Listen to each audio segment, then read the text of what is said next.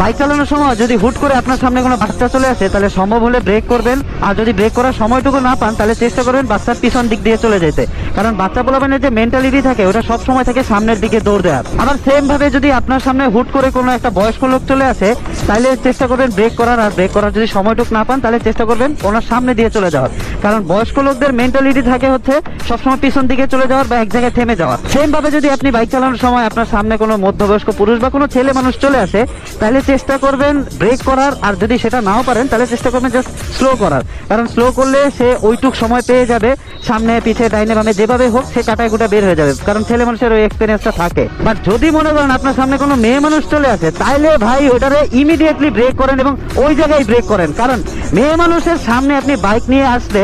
আপনি সামনে যান পিছনে যান, ব্রেক না করলে আপনি যেভাবেই যান ও প্রথমে ডাইনে যাবে, তারপর বামে যাবে, পারলে উপরে যাবে, নাহলে নিচে যাবে, এরপরে ওই জায়গায় দাঁড়ায় থাকবে, কানের মধ্যে হাত দিবে, চোখে হাত দিবে, বলবে ও মাই গড। আর যদি কোনোভাবে ওইখান থেকে বাইকটা ফিরতে পারেন তাহলে যাওয়ার সময় ওই মেরে অবশ্যই একবার বলবেন